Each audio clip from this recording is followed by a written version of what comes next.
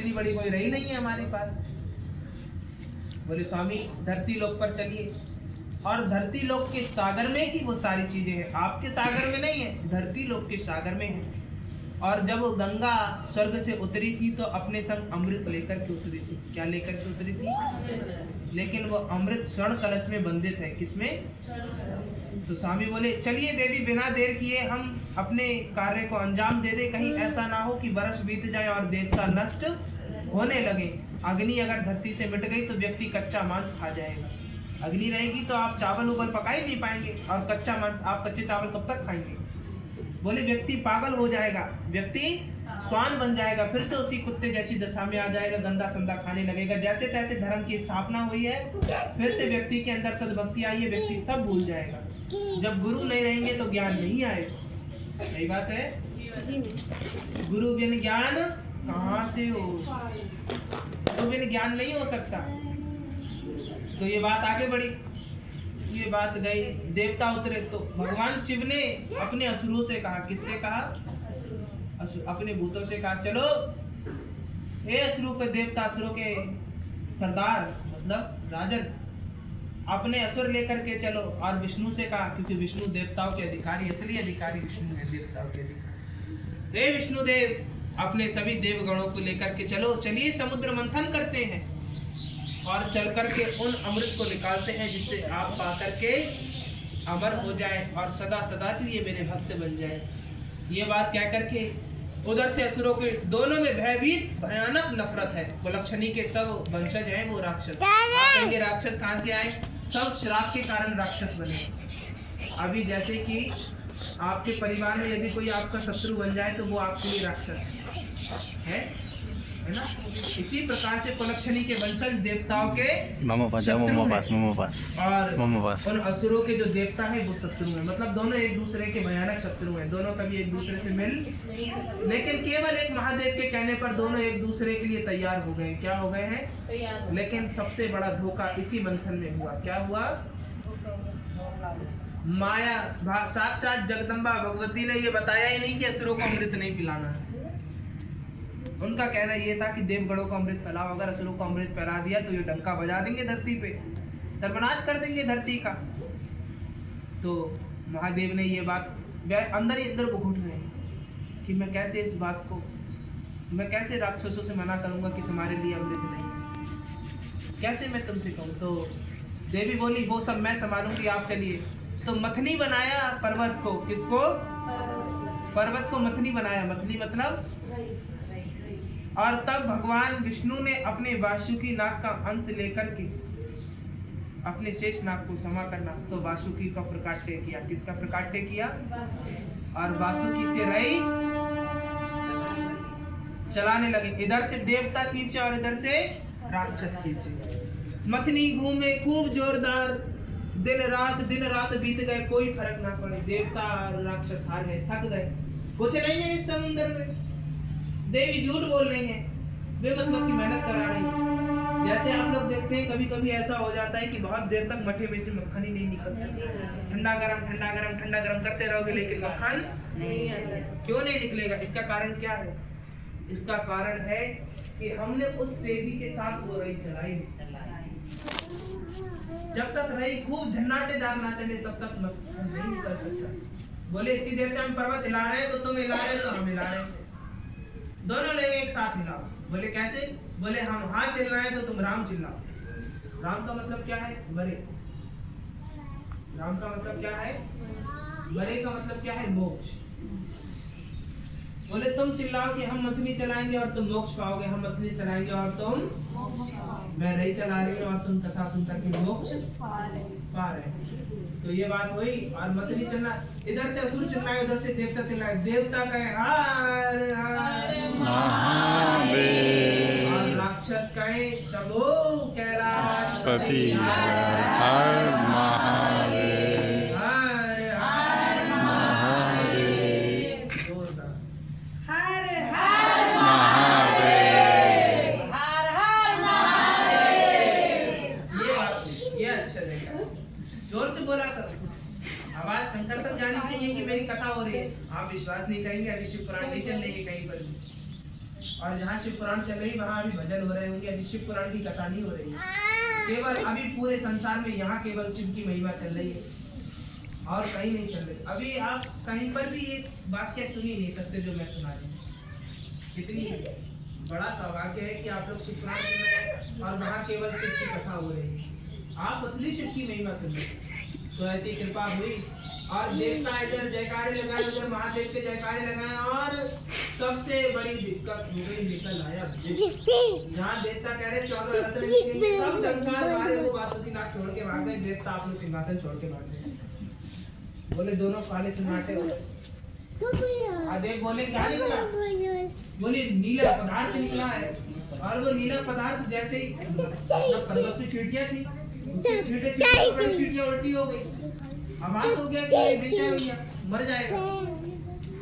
ब्रह्मदेव ध्यान में गए, बोले स्वामी हलाहल विष है। क्या है? हलाहल विष है। और हलाहल विष की एक बूंद पूरे सृष्टि का नाश।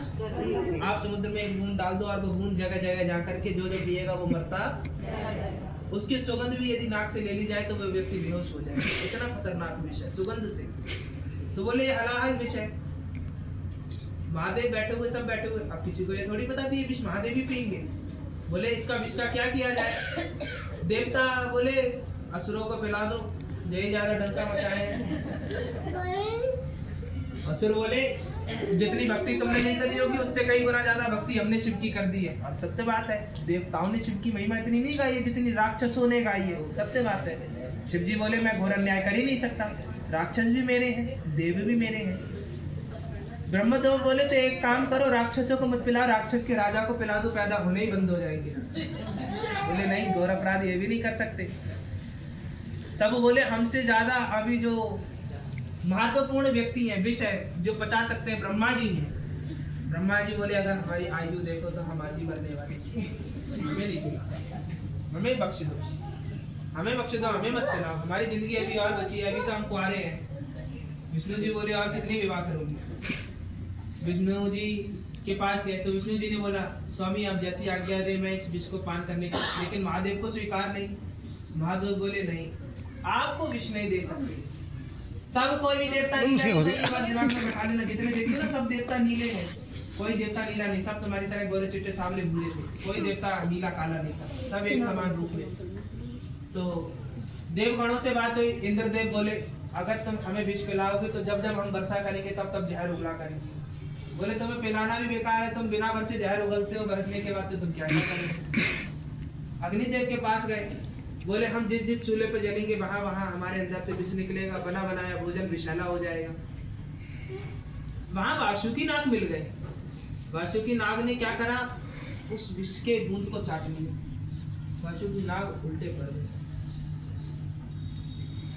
शिव शिव शिव शिव चिल्लाने लगे। वासुकी नाग की आवाज सुन के शिव दौड़े गए, हे वत्सल, हे भक्त क्या हुआ? ब्रह्मा जी बोले बूंदे चाट ली। बोले इतने ध्यान से देखने की बात नहीं, कुछ करो इसका कल्याण। शिव ने बड़े प्रेम से उसको सहराया। उसके आप देखेंगे जो नाग होता है उसके शरीर पर सफेद चमक रहती है हमेशा।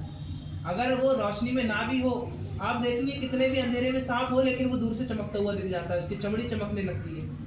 वो शिव के ऊर्जा के कारण है, चमत्कार नहीं है, ऊर्जा है ये। और उन्होंने क्या करा, वह नाग तो सीधा हो गया लेकिन उसके देही में विष समा गया। क्या समा गया? विष समा गया। तो सर्प क्या है? विषैला है। क्या है? विषैला। सर्प विषैला हो गया। समझ गए बात कि सृष्टि में विष कहाँ से आया? आप किसी जीव से, आप शेर से भी क्यों डरेंगे? काटने से। शिव के जहर से डरते हो क्या? नहीं, काटने से।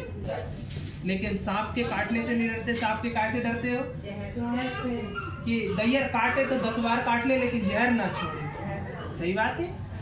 तो आप विष से डरते हो, ये जहर। शंकर बोले कोई देवता, असुरों ने कहा कि देवता हमें तो जहर पिला मत देना, हम वैसे ही इनके सामने मरे जा रहे हैं, जहर पी लिया तो और मर जाएंगे। तो देव बोले आपको चिंता करने की जरूरत नहीं है।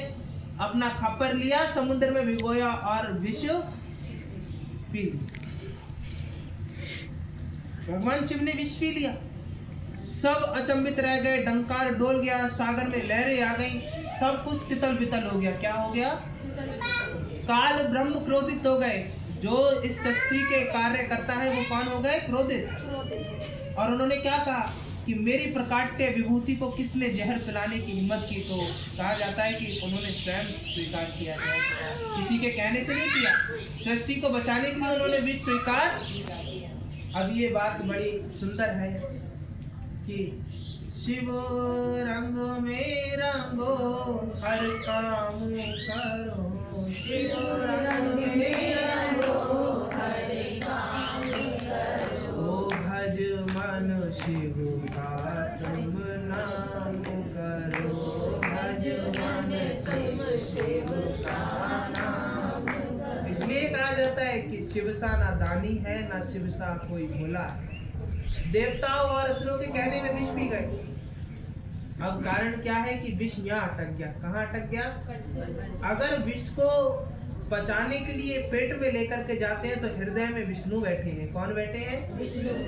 विष्णु बैठे हैं हृदय में। अगर विष हृदय में गया तो विष्णु नष्ट हो जाएंगे। कौन हो जाएंगे? क्योंकि हृदय अंश कौन है? हृदय से विष्णु प्रकट हुए। अगर जहर गया तो भी विष्णु का सर्वनाश है। तो उन्होंने कंठ को यही रोक रखा। और फिर बात क्या हुई? अब यहाँ अटक गया। और अगर विष को ऊपर लेके जा रहे हैं तो जटा में कौन है? अगर विष माथे पे गया तो गंगा जी सूख जाएंगी। क्या हो जाएंगी?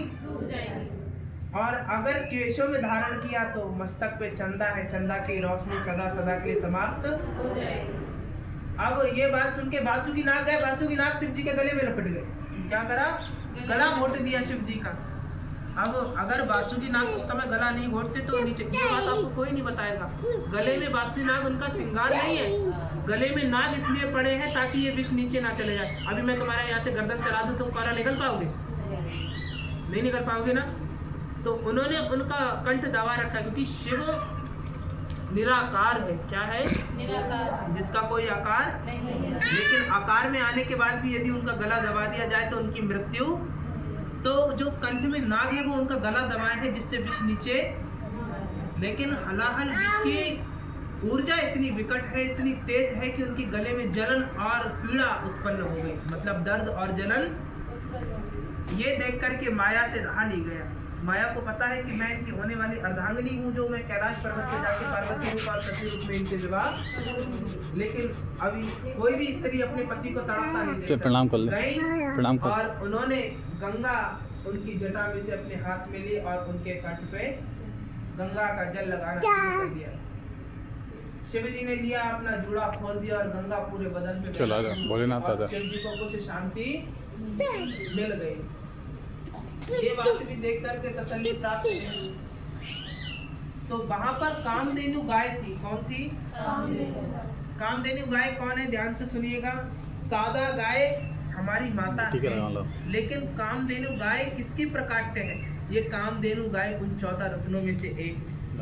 अब हलाहल के बाद फिर से समुद्र मंथन शुरू हुआ। एक एक करके 14 रत्न निकले। कितने रत्न निकले? 14 रत्न। हलाहल विष निकला, कल्प वृक्ष निकला, कामधेनु गाय निकली, शंख निकला, चरण चिन्ह निकले और आपकी छतरी निकली, अष्टांग निकले और अंतिम में आपका अमृत। और उसी में से प्रकट हुई साक्षात महालक्ष्मी। कौन प्रकट हुई? महालक्ष्मी। अब जैसे ही महालक्ष्मी प्रकट हुई, विष्णु जी दौड़े दौड़े गए, लक्ष्मी जी को अपने चिदंबर में छुपा लिया।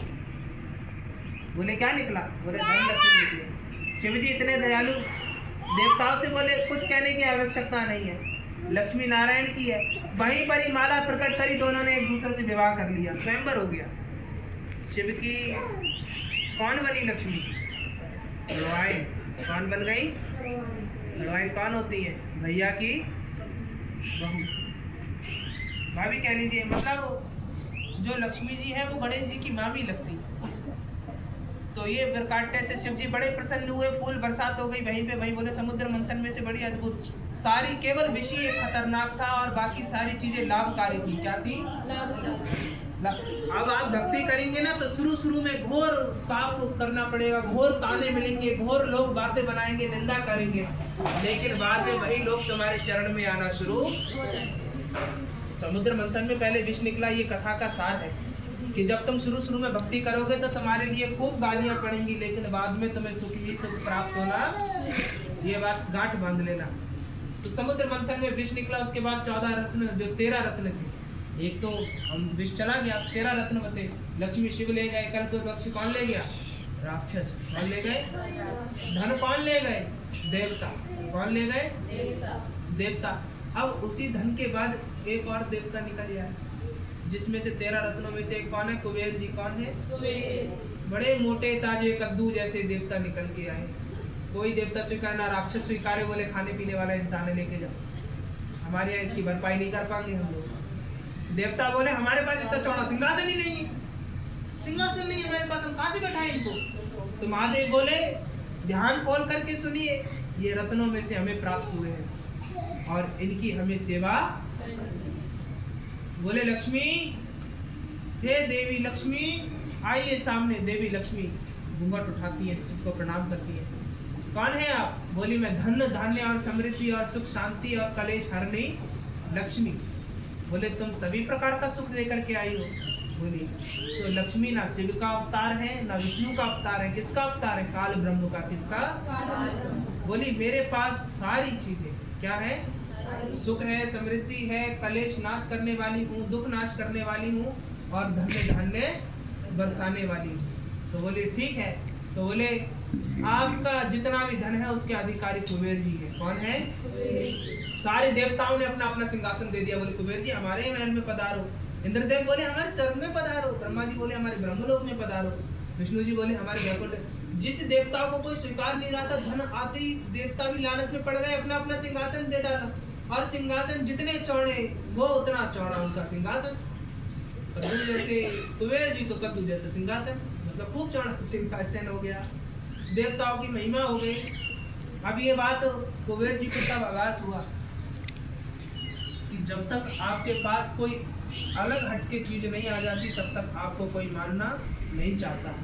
भक्ति हर कोई करता है, लेकिन भक्ति में जब तक कुछ अलग नहीं आ जाता तब तक व्यक्ति आपको मानना नहीं चाहता है। बड़ी कृपा हुई, बड़ी करुणा हुई। माता लक्ष्मी के अधिकारी कुबेर बनते ही जितने रत्न थे उनमें से चरण चिन्ह किसको चले गए? चरण चिन्ह ले गए भगवान सत्यनारायण। कौन ले गए? शंख कौन ले गए? भगवान सत्यनारायण। अब जो भी निकला दुनिया भर की चीजें निकली। कल्प वृक्ष देवता ले गए। कल्प वृक्ष एक ही है संसार में, वो भी काशी में है, जो विश्व में वो पूज हो जाते हैं। आप कहोगे कि हमारे लिए विष दीजिए, तो आपके पास ऐसा जहर बरसेगा कि आपके पास धन समृद्धि की कमी नहीं होगी। आप कहेंगे हमें ऐसी विष दीजिए कि हमारे करुणा बरसे, तो उस विष में भी ऐसा आनंद है कि आप सोच नहीं सकते। लेकिन इच्छा समृद्धि को पूर्ण प्राप्त करने के लिए आपको विष पंक्तियों को जानना जरूरी है। बहुत तेज है वनस्पति।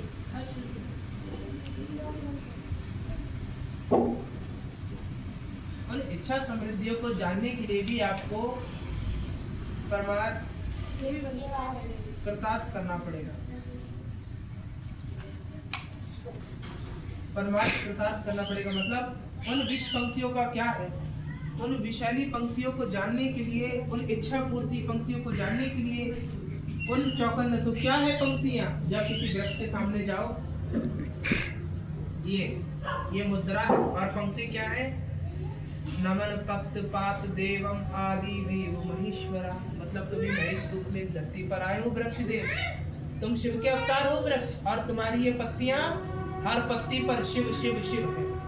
देवता प्रसन्न हो जाएंगे और वृक्ष के भीतर जो भी पवित्र आत्मा होगी वो तुम्हारी मनोकामनाओं को पूर्णता, तुम्हारी विषैली इच्छाओं को, तुम्हारी विषैली पंक्तियों को वह पूर्ण कर देगा। अब आगे बढ़ते हैं।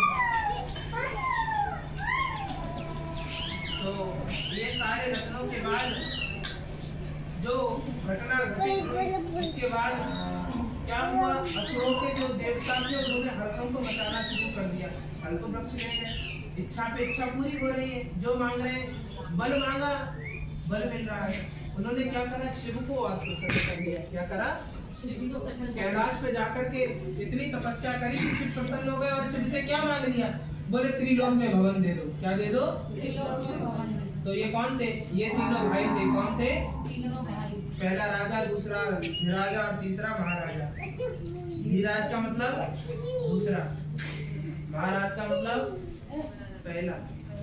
और जो केवल राजा होता है वो तीसरी पंक्ति का। तो पहले व्यक्ति को स्वर्ग में मिला सोने का महल, क्या मिला?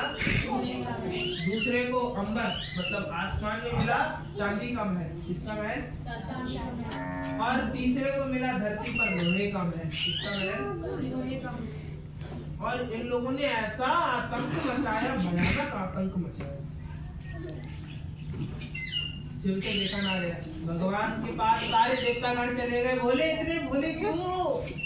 तेरी लोक में स्थान दे दिया, मतलब तीनों लोक में इनको स्थान दे दिया, ये शुभ नहीं है। तो बोले उन्होंने मुझे प्रसन्न किया, अधिकार मांगा है उन्होंने, उनका अधिकार है, जो मुझे पूजेगा उसको जो मांगेगा वो मिलेगा। बोले भगवान कैसे सर्वनाश हो? ब्रह्म लोक में जाने के बाद ब्रह्मा जी भविष्य, एक तो ब्रह्मा जी की सबसे बड़ी गलती क्या है, तो बुड्ढे बड़बड़ाते जा रहे हैं, ये बात सत्य है। ब्रह्मा जी ने कह दी ये संतान से मरेगी, शिव की संतान से, ये शिव भी नहीं मार सकते, दुर्गा भी नहीं मार सकती, विष्णु भी नहीं मार, ये शिव की संतान से मरेंगे। शिव जी मूड़े पे हाथ पकड़ के बैठ गए, अरे अब विवाह करना पड़ेगा। शिव जी माने ही ना, बोले अभी के अभी विधि के विधान को पलट दिया जाए।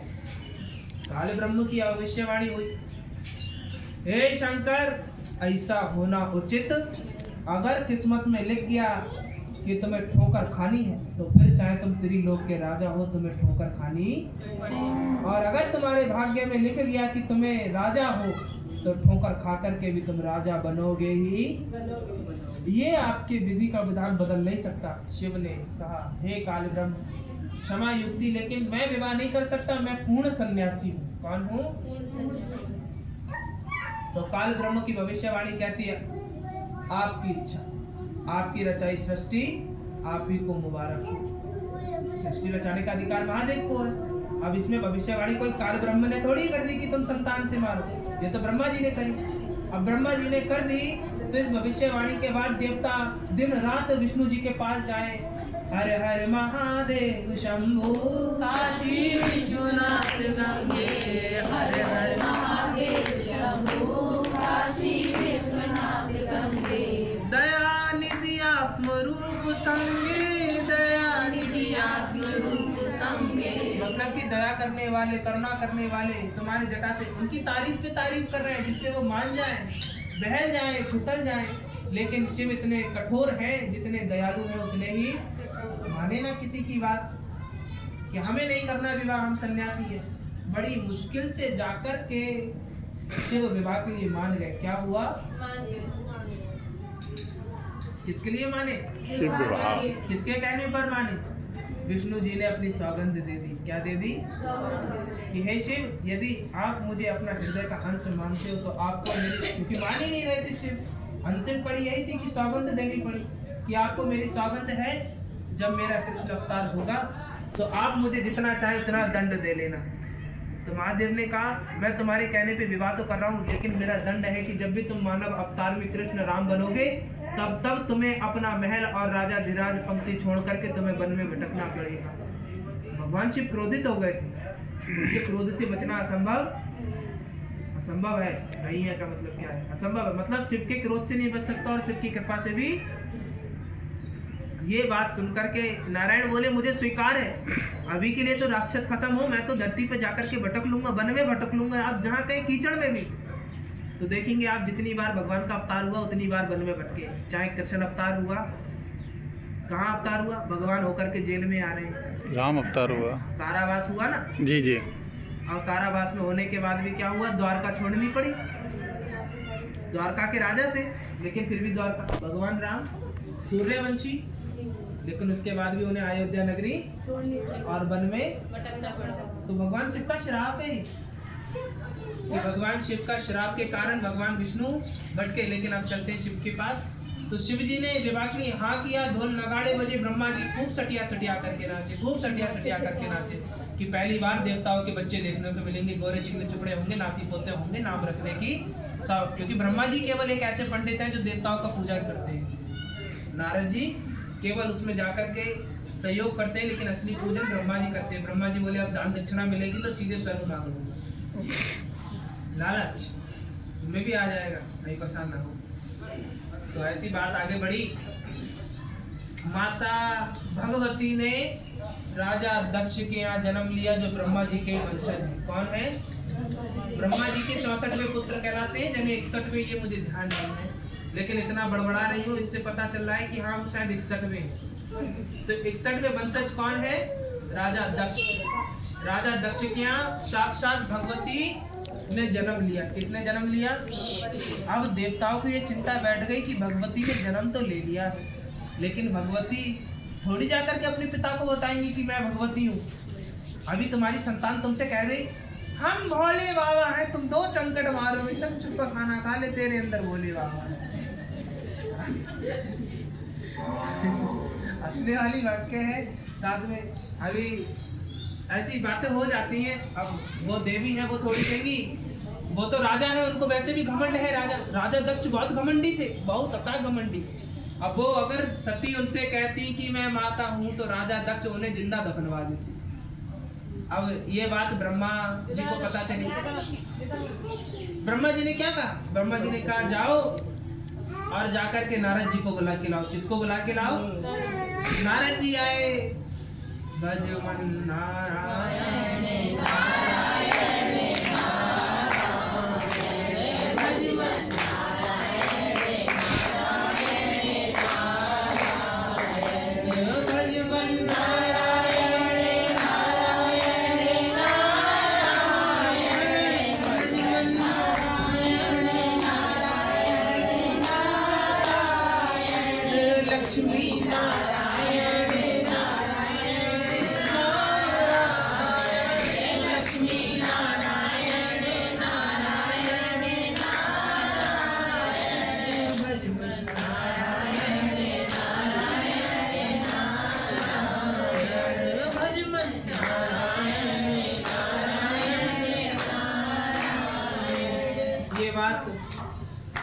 नारद जी के पास गई। नारद जी नारायण नारायण करते हुए ब्रह्मा जी के पास आए और ब्रह्मा जी क्या आदेश देते हैं? हे नारद सुन लो बचन पुकार जाओ दक्ष राजा के दर पे जाओ मन गति का करो प्रचार जाओ दक्ष राजा के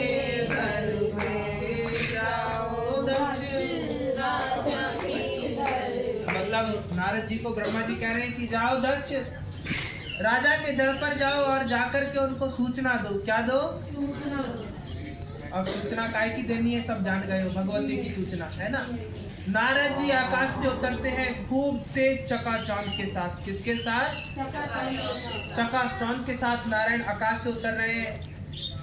लोक में हड़कंप मच गया। अरे ये देखो देखो आकाश से देवता आ रहे हैं। अरे देखो देखो आकाश से। अब नारद जी अकेले आए, उनको तो बहाना मिल गया चुगली करने का। अब नारद जी के संग आ रही है देवताओं की टोली। किसकी टोली आ रही है? क्योंकि वो किसकी सूचना? देवी की सूचना देने जा रहे हैं। तो भैया 2 भोपा बजाते आ रहे हैं, 2 नगाड़ा बजाते आ रहे हैं और 2 उनके रथ को चलाते आ रहे हैं। आकाश के घोड़े आ रहे हैं। किसके घोड़े आ रहे हैं?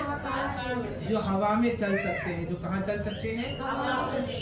जो इतने हल्के हैं यदि फूंक मार दो तो उड़ करके ना जाने कहाँ पहुंचे। इतने हल्के घोड़े, इतने कुंटल किलो के नारायण जी का वजन सह करके उनको धरती पर लेकर के आ रहे हैं, इसलिए घोड़े हवा में उड़ पा रहे हैं। और रथ है स्वर्ण रथ है जिसपे नारद जी नारायण नारायण करते हुए धरती पर उतरे चले आ रहे हैं। अब नारायण ने कहा कि तुम सभी देवदूत छुप जाओ जाकर के जंगल में। अगर तुम्हें कोई मानव देख लेगा तो तुमसे वरदान मांगने बैठ जाएगा, तो हमें अपने नियम भंग नहीं करने। तो नारद जी अपने सभी देवगणों को वन में छुपा दिया और खुद राजा दक्ष के यहाँ पैदल चल के गए।